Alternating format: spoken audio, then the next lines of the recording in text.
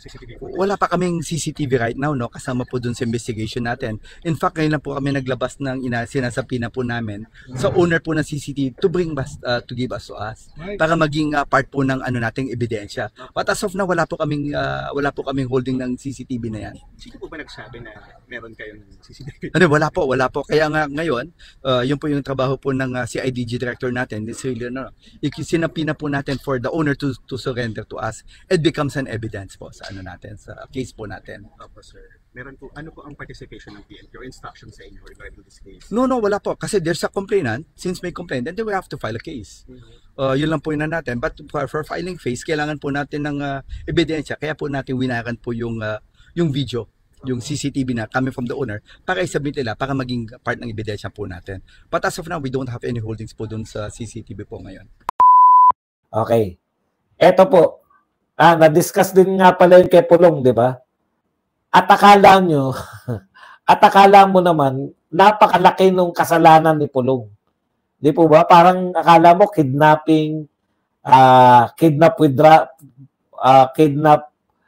for ransom, you know? O drug trafficking yung binibintang kay Pulong o massacre ng ano. Ang binibintang naman kay Pulong, di umano, hindi raw nagbayad ng kulang ang binayad sa chiching. Kala mo talaga, laki-laki, no? Ngayon, yung iba pa pong nakita nyo, yun ay nakita ko, nakita nyo. Di ba? At nakita nating lahat. Hindi, kasi walang tokis eh. Di ba? Kung ano yung interpretasyon nyo, yun na yun. Kung bakit pabaliktad. Baka nagbato sa ila. Bakit pabaliktad siya gumamit ng ano. Ibig sabihin, meron pong panyanyari yun eh. Di ba? May panyanyari po na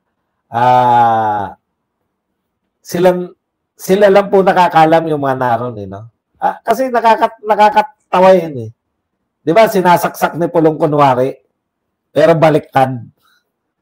Hindi natin alam kung, kasi hindi naman siya, nakikita nyo ba na pumapalag o tumatakbo? Wala naman eh.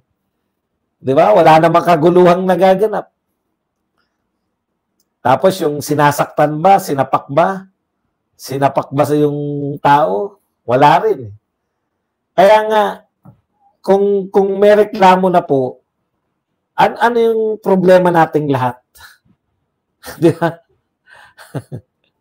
Natural lang po yan eh.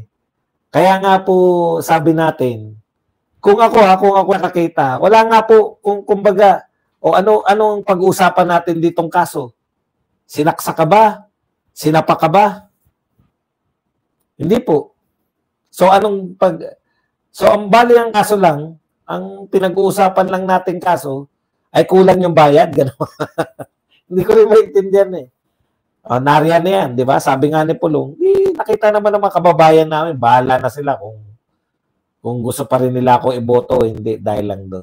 Pero hindi po pwedeng isang tabi ni Auntie Claire, yung sinasabi ni BP Sara na politika yan lahat. Yun kasi hindi masagot ni Auntie Claire eh.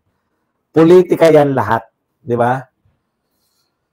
Pag merong involvement, may isyong malaki, meron po silang tinatapatan po nila. Bakit hindi niya sinagot yung yung issue ng impeachment ni BP Sara, katumbas yun nung ano sinabi ni BP Sara, nung may issue ng mga blanco, issue ng blanco sa budget eh.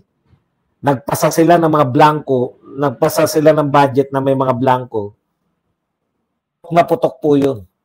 No? Pantabo nila sa issue, nagsampa sila bigla-bigla ng impeachment kay BP Sara.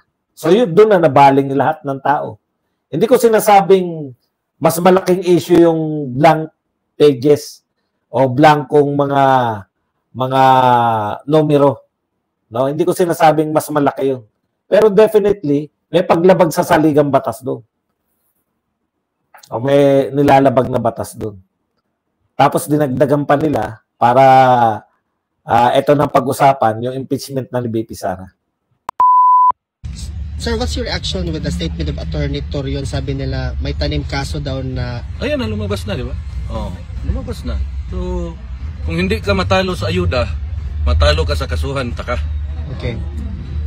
That's the new politics of the Philippines right now. Dirty politics. Sanay na tayo dyan.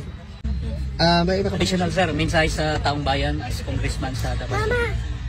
Sa akong mga kaigsunan Davaoenyo, karon nakakita na po mong video, dugay-dugay na nahitabo. Sige lang, inyuha gyapong desisyon kung kinsa inyong botohon sa inyong pagka-congressman sa unang distrito. Di ko magbuot o niya giingnan po ko sa abogado kay hantod karon ila pang i-authenticate kung asa gikan ang video. So kay murag nauna man og file ana sa ambot og CIDG ba.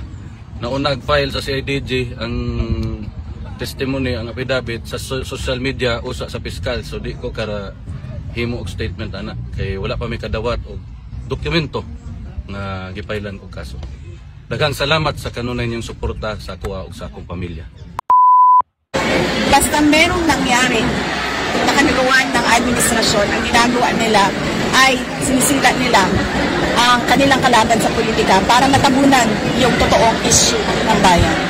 Does the President know about this already? I mean, si President Duterte, does he know about this new issue sa inyo about the congressman Torion now? Na mga atake sa inyo family? Hindi ko alam kasi hindi kami nagkausap pa ni Pangulong Duterte at hindi din kami nagkausap ni Congressman Pulong. Pero nakita ko siya na nagpa-interview siya doon sa labas ng detention center. So baka noong nasa loob siya ay napag-usapan na lang. So clearly, do you believe na this is part of political, again, attack sa inyong mga Duterte? Oh yes ma'am, sabi ko na nga, every time nagkakaroon sila ng issue, malaking issue na kabalbalan na ginagawa nila, ang kanilang cover sa mga issue na ito ay atakihin yung kalaban nila sa politika. Ma'am, ano po? From national or talking here of local politics, dyan lang po sa Davao? Hindi, national. Tulad na sinabi ko, blanco yung budget, nag-file sila ng impeachment.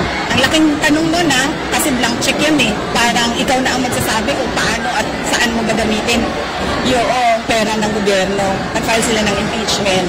Nung nagkaroon ng drug overdose at merong namatay sa Amerika at nandoon sa loob ng kwarto si First Lady Lisa Marcos at nandoon sa police report, cocaine yung sinasabing nagkalat doon sa kwarto na yon, ay bigla na lang nilang hinila, kinidnap, kinuha, dinukot si Pangulong Duterte. Ngayon naman, 20 pesos ang kilo ng bigas, isang araw lang, tapos na, wala na. Kinalimutan na naman na pangako, ay bigla na lang merong nag-file ng complaint kay Congressman Pulong. Umani naman ito ng iba't ibang reaksyon mula sa ating mga netizens. Ayon kay Neo Villamor, basta Duterte mabilis kayo pero sa mga krimen sa paligid parang pagong kayo umaksyon. Pahayag naman ni Dane Cyrus, ang daming krimen sa bansa General Marble, bakit pagpangalan ng mga Duterte umaaksyon kayo agad samantalang kaliwat kanan ang krimen sa bansa? At ito naman ang saloobin mula sa ating kababayan na si Kath Guadalupe, the Duterte clan is a strong contender in politics, so the admin always bring them down.